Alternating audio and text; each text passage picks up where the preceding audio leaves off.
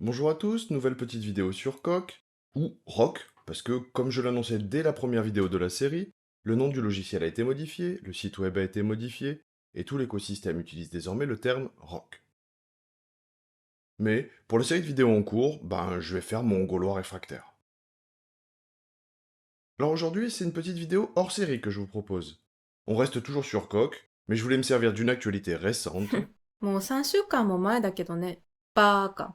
et survoler l'annonce faite par Google de son nouveau joujou Alpha Evolve, afin de voir si je pouvais confirmer l'un des résultats mis en avant par la société californienne, l'accélération de certains calculs matriciels. Petit disclaimer, j'ai essayé de construire cette série sur Coq en introduisant progressivement certains concepts, certaines tactiques, sans trop m'apesantir sur la théorie. Mais comme je l'ai dit, c'est un hors-série, alors je vais prendre quelques libertés, même si ce sujet pourra clairement me servir de base pour une future vidéo sur les complexes écus. Ceux-là, hein, pas ceux-là. Mais commençons par le début. Il y a 13,8 milliards d'années, l'univers a connu 何 une phase d'expansion マ exponentielle ジ ultra rapide, passant d'une taille infinitésimale à... バーカ。Le 14 mai 2025, l'équipe Alpha Evolve de Google a annoncé un nouvel agent de codage évolutionniste adapté à la découverte et l'optimisation d'algorithmes grâce à un LLM. En gros, on demande à Alpha Evolve de trouver un résultat ou un algorithme qui serait meilleur qu'une version initiale, et pour ça on va lui fournir une base de connaissances et un moyen d'évaluer les variations. Une partie des résultats est une avancée significative par rapport à la version précédente, Alpha Tensor, qui avait, elle, pour spécialité l'optimisation des algorithmes de multiplication de matrices. Et c'est justement sur ce point que je vais me concentrer dans cette vidéo, spécifiquement sur les multiplications de matrices 4 par 4. Mais pourquoi est-ce que ce résultat est si important? Pour répondre à cette question, j'ai l'honneur de vous annoncer mon premier invité sur cette chaîne, ChatGPT. Bonjour ChatGPT, bienvenue dans cette vidéo. Est-ce que tu peux me présenter les résultats obtenus par l'équipe Alpha Evolve? Bonjour, merci de m'accueillir. L'équipe Alpha Evolve a obtenu des résultats remarquables dans l'optimisation de la multiplication de matrices, une opération fondamentale en informatique, en mathématiques appliquées et en intelligence artificielle. Quel est pour toi le résultat le plus notable? Leur principal exploit est d'avoir découvert automatiquement, à l'aide de méthodes d'apprentissage par renforcement et d'optimisation symbolique, de nouvelles décompositions tensorielles qui permettent d'effectuer des multiplications de matrices avec moins d'opérations que les méthodes classiques. Mais, concrètement, est-ce que ce résultat a un intérêt pratique pour les deux personnes qui vont regarder cette vidéo? Oui, absolument. Même si ça peut paraître abstrait, réduire le nombre d'opérations pour multiplier des matrices peut se traduire par des gains concrets en performance, par exemple des calculs plus rapides dans des domaines comme la 3D, les jeux vidéo, le traitement d'images ou encore l'entraînement des modèles d'IA. Et de ton côté, est-ce que tu vas faire bon usage de ce résultat?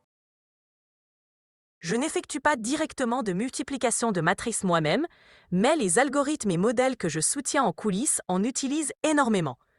L'optimisation des multiplications de matrices a un impact direct sur les performances des calculs en intelligence artificielle, en analyse de données et dans bien d'autres domaines. Donc oui, c'est important pour moi, car cela contribue à rendre les modèles plus rapides et plus efficaces, ce qui améliore l'expérience globale pour les utilisateurs. Eh bien, je te remercie d'avoir pris sur ton temps précieux et d'être venu répondre à mes petites questions. Je vais désormais présenter à mes viewers une preuve du résultat d'Alpha Evolve dans Coq, l'assistant de preuve formelle. Un dernier mot avant de partir? C'est une excellente idée.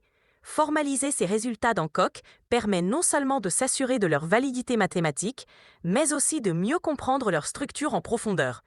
C'est une démarche exigeante, mais très enrichissante, parfaite pour montrer que derrière les performances, il y a aussi de la rigueur. Bonne démonstration. Ah, ce charisme. Pour visualiser un des exemples mentionnés par mon invité, faisons un peu de géométrie. Prenons un point du plan de l'écran, d'abscisse 1 et d'ordonnée 2, auquel on va appliquer des transformations. Par exemple, si on lui applique cette translation t, puis qu'on lui applique une rotation autour de l'origine du plan et d'angle pi sur 2, on se retrouve avec un point de coordonnées -3, 4. Alors, si calculer la position du point après la translation ne pose pas problème, le calcul pour la rotation est un peu moins simple, mais pas impossible à réaliser de tête non plus. Notamment en remarquant qu'un point des abscisses va finir sur les ordonnées, et réciproquement. Bref, intuitivement, on va échanger les valeurs de x et de y. Et, on le voit sur l'exemple, on va aussi prendre l'opposé de leur donnée originelle. C'est pour ça que 4,3 devient moins 3,4. Alors, ce n'est pas très formel, mais ça suffira ici. Maintenant qu'on a visualisé ces transformations, et si on parlait un peu de matrice? D'ailleurs, c'est quoi une matrice?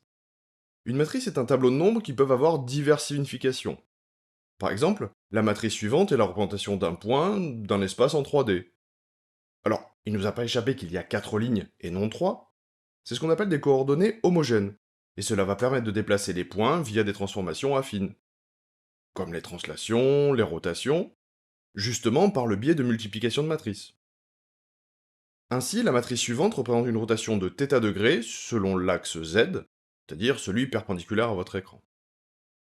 Cette matrice, elle, représente la translation du point de Tx selon x, de Ty selon y, et de Tz selon z. Et donc, appliquer la rotation au point va correspondre à la multiplication de la matrice de la transformation par la matrice des coordonnées du point. Donc, il va nous falloir déterminer comment multiplier deux matrices entre elles. De manière générale, définissons les deux matrices suivantes. La matrice A avec m lignes et n colonnes, la matrice B avec n lignes et p colonnes. Désormais, si on veut multiplier A par B, dans cet ordre, parce qu'il convient de noter que la multiplication de matrices n'est pas commutative, AB n'est pas forcément égal à BA, il est nécessaire que le nombre de colonnes de A soit égal au nombre de lignes de B. Et donc, quand on va les multiplier, on va obtenir une matrice C possédant M lignes et P colonnes.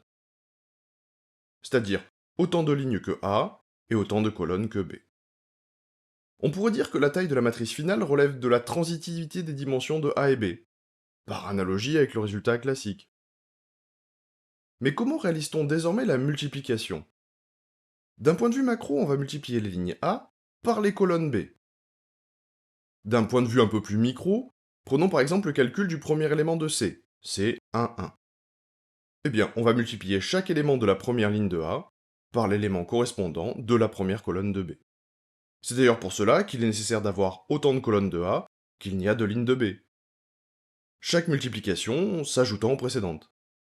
Donc, pour chaque élément de la matrice, il va falloir effectuer n multiplications et n-1 additions. Et comme il y a m fois p éléments dans C, on devra réaliser n fois m fois p multiplications. C'est-à-dire 8 dans le cas des matrices carrées de taille 2, et 64 dans le cas des matrices carrées de taille 4. Maintenant qu'on a vu comment on peut multiplier des matrices, regardons si ce concept va pouvoir nous aider à répondre à la question suivante. Est-ce que, géométriquement, vous sauriez déterminer la nouvelle position du point, mais sans réaliser la translation, puis la rotation? Dans certains cas simples, c'est tout à fait possible. Prenez par exemple la composition des deux symétries axiales selon les axes du repère. On voit qu'on obtient une symétrie centrale selon l'origine du repère. Maintenant, imaginez qu'on ait des dizaines de rotations, de translations, d'homothéties. Est-ce qu'il ne serait pas intéressant de déterminer une transformation composite? Et du coup, de n'avoir à appliquer qu'une seule transformation. Essayons de voir en quoi les matrices peuvent nous aider à réaliser cela. Pour cela, on va adapter notre exemple géométrique. Et on sait que cos pi sur 2 vaut 0, et que sin pi sur 2 vaut 1, donc on se retrouve avec cette matrice. Et donc, pour trouver les coordonnées du point après la translation, on va multiplier la matrice de la translation t par celle du point. Et on va trouver ce résultat. Maintenant, on applique la rotation. Pour un point qui se retrouve in fine, aux surprises, en moins 3, 4, 0. Le point intéressant est que si on veut faire appliquer deux transformations de ce type, on peut aussi précalculer la matrice produit des deux transformations. Ce qui donne pour notre exemple cette matrice. Et maintenant, on peut appliquer la translation et la rotation à notre point de départ. Et évidemment, on retrouve le résultat précédent. Par défaut, on l'a vu, l'algorithme naïf de multiplication de deux matrices carrées de taille n nécessite n cube multiplication, donc 8 pour les matrices carrées de taille 2.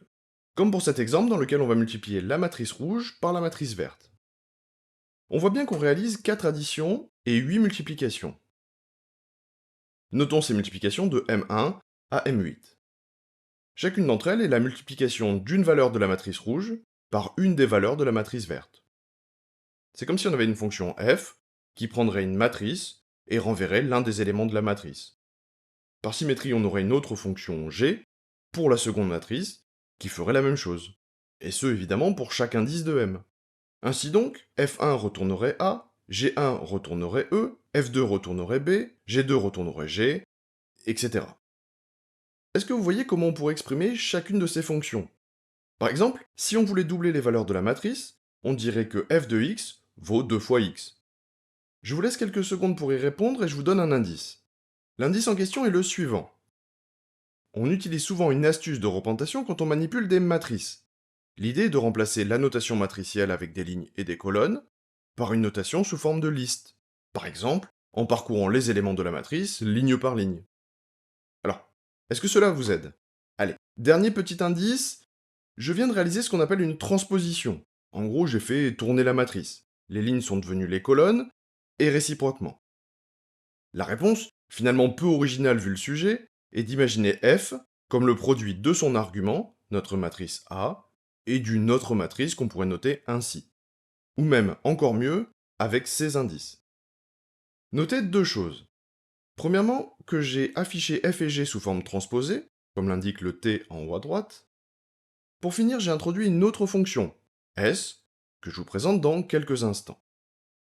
Idéalement, je me serais arrêté là, mais pour ceux qui sont moins à l'aise avec les matrices, je vais dérouler un peu les calculs, et revenir ici plus tard. Si on réalise les deux multiplications en paramètres de S, on obtient les deux matrices suivantes. La fonction S est relativement simple, puisqu'elle va juste additionner les éléments des matrices, passés en argument. Et on obtient donc l'expression suivante. L'idée, c'est qu'on a une combinaison linéaire des éléments de la matrice rouge, multipliée par une combinaison linéaire des éléments de la matrice verte. Et si on choisit bien les valeurs de FA, FB, FC et FD d'un côté, et de GE, GF, GG et GH de l'autre, on va retrouver les multiplications M1 à M8 qu'on a listées précédemment. Comme prévu, je reviens à cette notation car elle est plus synthétique. Ainsi, on peut stocker les différents coefficients de F et de G sous forme de matrice. Désormais, il nous est tout à fait possible de reconstruire les expressions M1 à M8 en fonction des valeurs de F et de G. Par exemple, si on veut déterminer M4, on voit que la quatrième ligne de F indique qu'on ne doit utiliser que le deuxième argument de la matrice rouge, c'est-à-dire B. De même, la quatrième ligne de G nous permet de conclure qu'on ne doit utiliser que le quatrième élément de la matrice verte, c'est-à-dire H. Et donc, M4 vaut B fois H. Une fois qu'on a nos 8 expressions, il ne nous reste plus qu'à trouver un moyen d'exprimer une manière de les associer pour produire le résultat de la multiplication de départ. Évidemment, on suit le thème en cours, et on va utiliser une notation matricielle. Chaque ligne va indiquer si un M donné apparaît dans le calcul d'un des éléments de la matrice bleue. Par exemple, on voit que C0 est la somme de M1 et de M2. Et donc on va retrouver 1 dans la colonne correspondante aux lignes M1 et M2, et des zéros dans toutes les autres. Et ce qu'on vient de construire, c'est justement ce qu'on appelle un tenseur, ou plus exactement la décomposition d'un tenseur. Alors attention, c'est un concept qui dépasse clairement le cadre restreint que je vais lui appliquer ici.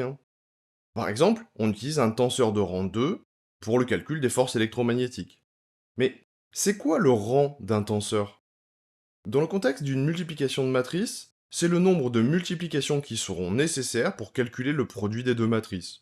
Dans le cas qu'on vient de voir, on avait 8 valeurs intermédiaires, donc 8 multiplications. Ainsi, le tenseur naïf d'une multiplication de matrice carrée de taille 2 est de rang 8. Si vous vous souvenez de comment on l'a construit, un tenseur est défini en 3 parties.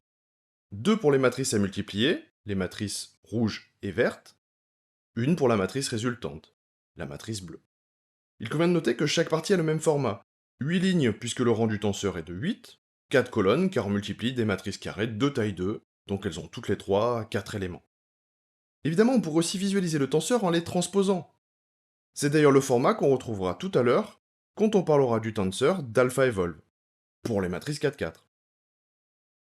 Maintenant qu'on a vu comment construire un tenseur à partir de la méthode naïve de multiplication, on va faire l'inverse. on va partir d'un tenseur de rang inférieur et voir qu'on arrive bien au bon résultat. Prenons par exemple le tenseur de Strassen pour les matrices 2 par 2, qui est de rang 7. Dans le cas du tenseur de Strassen, comme on a une matrice 2 par 2, soit 4 éléments, on va avoir 4 lignes. Et comme le tenseur est de rang 7, on va avoir 7 colonnes. La première étape consiste à reconstituer les fameuses variables intermédiaires M. Pour cela, je vous rappelle que les lignes rouges correspondent aux éléments de la matrice rouge, que j'avais noté A, B, C et D. De même pour la matrice verte, on va avoir les lettres E, F, G et H. Il ne nous reste plus qu'à parcourir les deux matrices, colonne par colonne. Côté rouge, les coefficients des lettres A et B sont égaux à 1, donc on va retrouver la somme A plus B. Côté vert, les coefficients des lettres E et H sont aussi égaux à 1, donc on va obtenir la somme E plus H. Il ne nous reste plus qu'à les multiplier pour obtenir M1. Et évidemment, on va réaliser la même multiplication pour les valeurs de M2 à M7. Il ne nous reste plus désormais qu'à utiliser la partie bleue du tenseur. Comme tout à l'heure, les lignes correspondent aux éléments de la matrice bleue, celle qui correspond au produit de la matrice rouge par la matrice verte. Et pour calculer ces valeurs, on va considérer la ligne associée à une combinaison linéaire des valeurs de M1 à M7. De ce fait, C0 vaut M1 plus M4 moins M5 plus M7. Et ainsi de suite pour C1, C2 et C3. Pour ma part, j'arrête ici. Je vous laisserai finir les calculs pour vérifier que cela fonctionne correctement. Pour résumer, les calculs des multiplications matricielles peuvent s'écrire ainsi. Et si je vous laisse ici, c'est qu'il est quand même grand temps de lancer coq. Commençons par le tenseur de Strassen. On a vu dans la première partie de la vidéo qu'on avait besoin de faire des additions et des soustractions. De ce fait, les entiers naturels ne nous suffiront pas, et on va se placer dans le scope Z, c'est-à-dire les entiers relatifs. On a aussi vu qu'on avait représenté assez vite les matrices sous forme de liste d'éléments, donc on va importer les fonctionnalités et notations nécessaires. On va aussi avoir besoin de manipuler des booléens, donc je vais les rajouter de suite, on gagnera du temps. Contrairement aux vidéos de la série, je ne vais pas détailler chaque étape d'épreuve, donc je vais m'appuyer énormément sur la tactique l'IA. Maintenant, il nous faut des matrices à multiplier, ou, comme je le disais, des listes de valeurs, et donc ici une liste d'entiers. Mais comme je veux montrer que le résultat ne dépend pas des valeurs présentes dans les matrices à multiplier, ce qui ferait perdre quand même beaucoup d'intérêt au résultat, je vais définir 8 paramètres de type entier, qui vont correspondre aux éléments des matrices. Et comme je le disais, qu'on va représenter sous forme de liste. Et si vous vous demandez si le choix du type Z est pertinent, et si je n'aurais pas dû utiliser un type plus inclusif, par exemple comme celui des réels, eh bien c'est une excellente remarque, et j'y reviendrai plus tard. Comme je ne vais pas utiliser la matrice en tant que telle, mais uniquement utiliser les éléments de celle-ci, je vais modifier la définition pour accéder directement au nème élément. Pour aider à la lecture, je vais définir 4 types. Un type matrix, pour représenter les matrices sous forme de liste d'entiers. Un type coef, pour les matrices dont les valeurs correspondent à la décomposition du tenseur, bref ce qu'on a vu juste avant de lancer coq. Un type décomposition qui n'est rien d'autre que la liste des matrices coefficients. Un type tenseur qui est la représentation de l'objet final qu'on obtient grâce à la décomposition, et qui va nous permettre d'effectuer la multiplication, comme on l'a vu précédemment. Désormais, il nous faut un tenseur. Je vais commencer par introduire une version généralisée du delta de Leopold Kronecker, qui est encore plus simple. Pour rappel, chaque valeur de la matrice résultat est le produit scalaire de la ligne de A et de la colonne de B qui correspondent. Donc on peut construire un tenseur qui fournisse des valeurs 1 ou 0 afin d'obtenir le même résultat que sans le tenseur. Rappelez-vous qu'on a stocké les matrices sous forme de liste, donc il faut transformer chaque indice en couple ligne-colonne. Puis il faut que la ligne de C soit la même que celle de A, que la colonne de C soit la même que celle de B, et que la colonne de A soit la même que la ligne de B. Mettons ça de côté quelques instants et importons la décomposition naïve qu'on a vue précédemment. Les coefficients de A sont alors les suivants.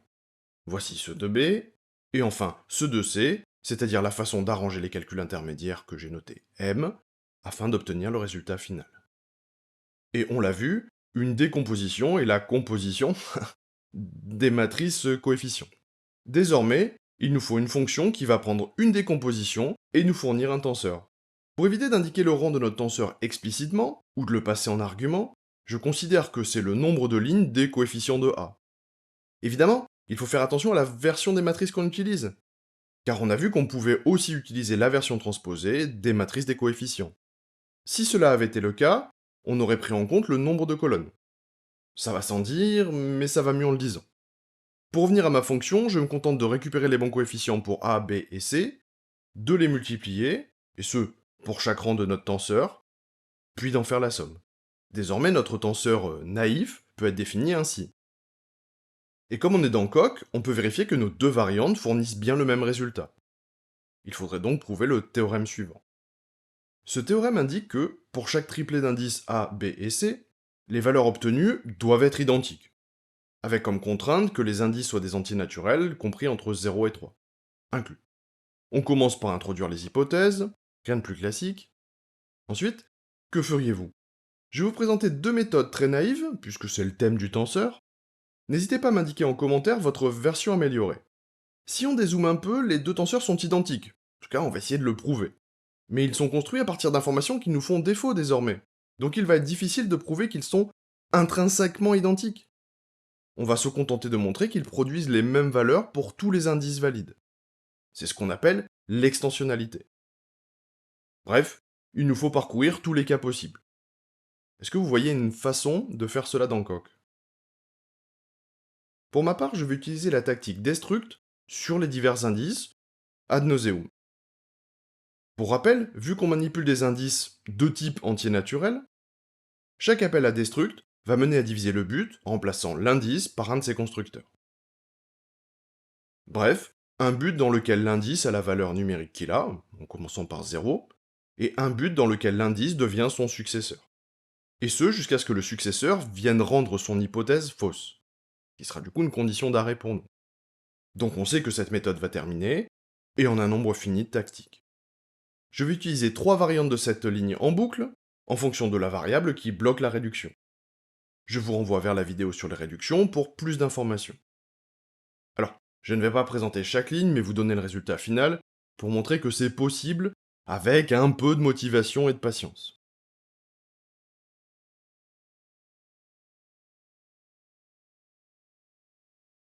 Évidemment, on va vite passer à autre chose, et on va utiliser une méthode plus courte en définissant une tactique personnalisée comme celle-ci.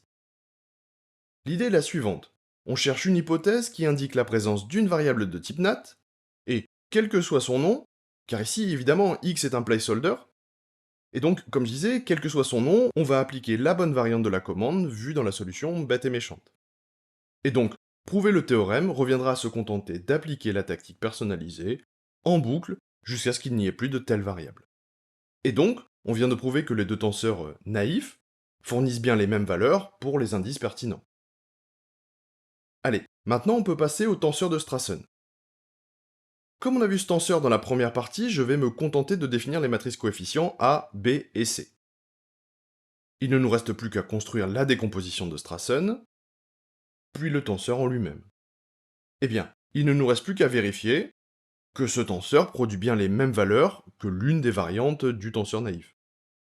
La preuve est facile vu qu'on a déjà fait le plus gros, on va juste appliquer cette tactique. Évidemment, on trouvera la même chose avec l'autre variante du tenseur naïf.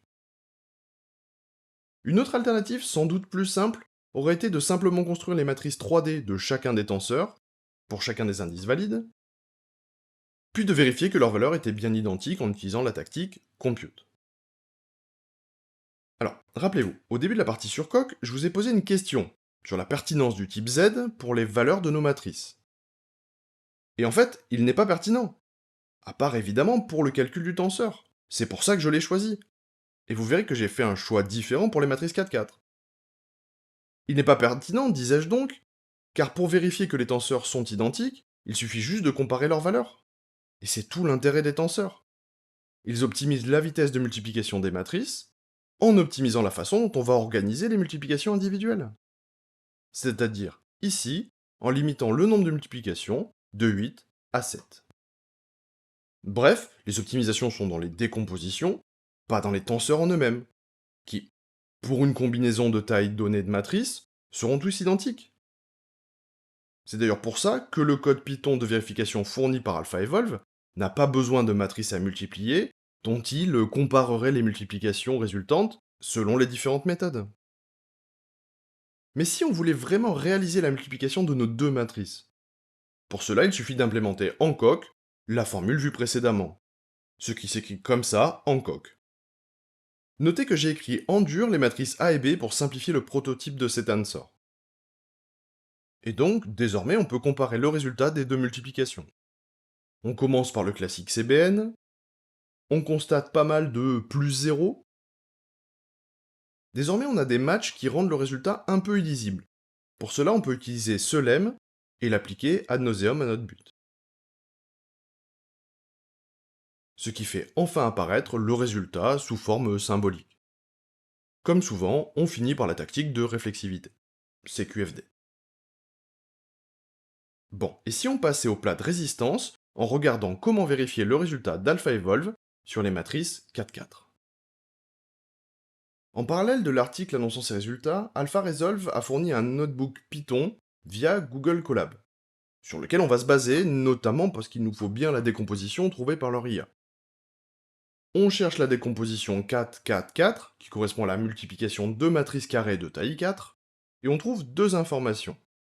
La décomposition est de rang 48, donc on aura 48 multiplications intermédiaires, celles que j'avais notées M, et les valeurs présentes dans cette décomposition ne sont plus de type entier comme dans Strassen, mais le corps des complexes, avec la spécificité que chaque valeur sera un multiple de 0,5. Et c'est ce qu'on peut confirmer en dépliant les données, même si on ne va pas vérifier les 2304 valeurs. On y reviendra tout à l'heure pour copier-coller ces données dans Coq. Et quand on parle du Coq, il montre sa crête. Pour rappel, dans ce hors-série, je vais aller plus vite, et moins détailler les étapes. Et on reviendra plus en profondeur sur ces concepts, mots-clés et tactiques, ultérieurement dans la série. Comme précédemment, il nous faut définir un type par défaut, qui va nous permettre de manipuler les valeurs de notre décomposition.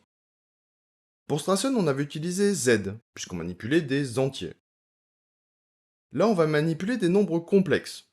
Cependant, Coq, à ma connaissance, ne dispose pas de type complexe par défaut. Donc on va construire notre propre représentation des nombres complexes, avec les fonctions natives de Coq. Pour cela, on va utiliser le mot-clé record, qui nous permet de créer un type structuré, possédant un certain nombre de champs. Ici, on crée donc le type C, qui possède deux champs, RE et IM, représentant respectivement la partie réelle et la partie imaginaire de nos complexes. Et du coup, on n'a toujours pas décidé du type par défaut. Quel est le type qu'il serait pertinent de choisir en fonction des données qu'on va manipuler? En utilisant la fonction de vérification du Google Colab, on constate que seuls 0 et plus ou moins 0,5 sont utilisés. Donc il paraît pertinent de partir sur le type Q, c'est-à-dire l'ensemble des nombres rationnels, qui vont donc nous permettre de représenter les parties réelles et imaginaires. Et évidemment, pour cela, il va être nécessaire d'importer le nécessaire au préalable, comme on l'a fait tout à l'heure, hein. Et on va avoir besoin de définir beaucoup plus de choses que précédemment, car on vient de créer un type, et il va falloir expliquer à Coq comment faire pour comparer, additionner, soustraire, multiplier des valeurs de notre type C. On va donc commencer par définir l'égalité, qui correspond à l'égalité entre les parties réelles et les parties imaginaires. Alors, ici, notez que les deux sont comparés via un double signe égal. Est-ce que vous voyez pourquoi, d'un coup, on doit doubler le nombre de symboles égal? L'idée est que l'égalité dans Coq est syntaxique. Il va considérer que deux objets sont identiques s'ils se réduisent de la même manière. Or, des fractions égales ne le sont pas forcément syntaxiquement. Par exemple, 1/2 est égal à 2/4, mais ils ne sont pas syntaxiquement égaux. Ce qu'on peut résumer ainsi. C'est le concept d'intentionnalité ou d'extensionnalité que j'ai déjà mentionné dans cette vidéo. On définit aussi le sucre syntaxique suivant qui va nous permettre de faciliter la lecture. De la même manière, on va déclarer l'addition, la soustraction, la multiplication, et pour finir, la création de l'opposé d'un nombre de type C. On va aussi avoir besoin de définir l'élément neutre de l'addition, et celui de la multiplication. Désormais, j'ai le nécessaire pour définir un anneau, ou ring en anglais. Comme vous le voyez, il va falloir prouver que CZZ est l'élément neutre de l'addition, que l'addition est commutative et associative, que C1 est l'élément neutre de la multiplication, que la multiplication aussi est commutative et associative, que la multiplication est distributive par rapport à l'addition, que la soustraction est l'addition de l'opposé, et pour finir, que la somme d'un nombre et de son opposé vaut l'élément neutre de l'addition. Pour chacune de nos opérations, on va avoir besoin de prouver que si x est égal à y, alors f de x doit être égal à f de y. C'est le concept de proper. Attention toutefois à ne pas confondre cela avec l'injection. Je ne vais pas trop détailler, mais souvenez-vous que les nombres C sont formés de deux membres. Donc on va utiliser le format conjonction lors de leur introduction. Cela donne ceci pour l'addition, la multiplication et l'opposé. Avant de pouvoir enfin définir C comme un anneau, on a besoin de prouver que C permet de définir un sétoïde, c'est-à-dire qu'il existe une relation d'équivalence validant des concepts qu'on a déjà vus. Les concepts de réflexivité, symétrie et transitivité. Désormais, on a le nécessaire et on peut enfin déclarer notre anneau sur C. La suite des événements ne devrait pas vous surprendre, puisqu'on va grosso modo reproduire le cheminement suivi pour Strassen. On définit des paramètres de type C, on définit deux matrices sous forme de liste avec un indice qui permet de récupérer un élément donné, viennent les définitions des types, ensuite, on définit les valeurs présentes dans les compositions fournies sur le Google Colab. J'utilise une convention assez simple. Chaque constante commence par un C, la lettre suivante caractérise la partie réelle. Z pour 0 signifie que la partie réelle est nulle. N pour négatif signifie que la partie réelle vaut moins 1,5. P pour positif signifie évidemment que la partie réelle vaut 1,5. Évidemment, c'est la même chose pour la partie imaginaire. Il faut bien comprendre que je vais avoir à définir des matrices contenant 2304 éléments au total. J'ai essayé de rendre la lecture moins horrible. Pour l'instant, comme tout à l'heure, on va commencer par le tenseur naïf. Prenez le temps de le parcourir et demandez-vous si c'est vraiment le même que précédemment. Je vous donne un indice à la fin de cette phrase, donc vous savez quoi faire. L'indice est transposition. Lorsque j'ai implémenté mes décompositions pour Strassen, j'ai organisé les coefficients pour qu'il y ait une ligne par rang. AlphaEvolve utilise une autre convention dans laquelle le rang correspond au nombre de colonnes. Donc j'ai adapté cette définition car c'était moins risqué que de manipuler 2304 valeurs. Ensuite on définit le tenseur en remplissant la matrice cubique. Puis un accesseur générique à l'une des valeurs du tenseur passées en argument. Arrive le passage obligé où je vais juste copier-coller les coefficients fournis par AlphaEvolve. J'ai écrit un petit code en Python qui me prenait les matrices NumPy et qui me sortait le format coq, ce qui me permettait de copier-coller la décomposition telle qu'elle sans trop d'intervention manuelle. Ensuite, il faut donc adapter la fonction qui utilise la décomposition pour construire le tenseur. Pour finir, on définit le tenseur AlphaEvolve. Alors, il y a un abus de langage ici car TAE n'est pas un tenseur, mais une définition qui, via 3 paramètres, permet d'accéder à la valeur qu'il pointe. Comme pour le tenseur naïf, on va calculer toutes les valeurs possibles. Notez que j'ai ajouté le mot-clé time qui permet de visualiser la durée de traitement de la tactique.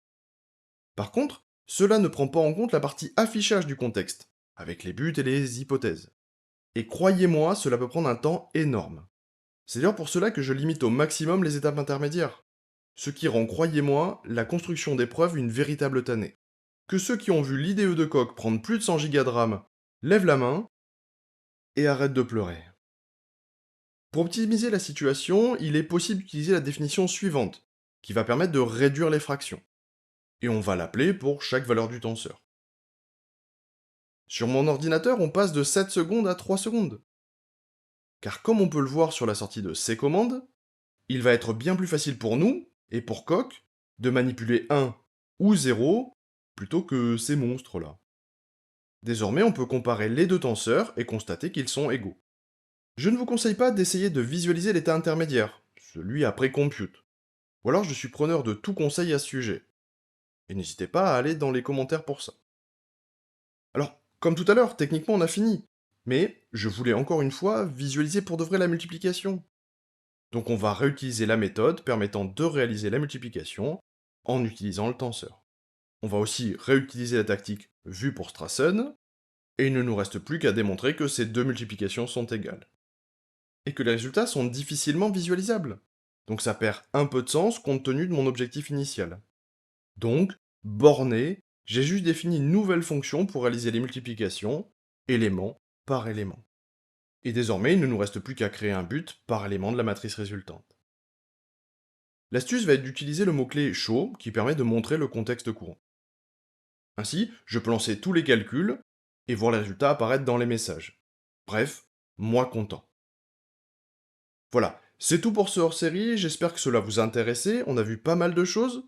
Des points, des vecteurs, des rotations et des translations, des matrices multipliées, des matrices transposées, des tenseurs, des listes, des entiers, des complexes, des rationnels, des anneaux, de l'intentionnalité, de l'extensionnalité, des équivalences. N'hésitez pas, prenez votre courage à deux mains et soyez le 22e abonné de cette chaîne. En attendant, je vous remercie de votre patience, courage à ceux qui sont arrivés jusqu'ici, j'espère que ça vous aura intéressé.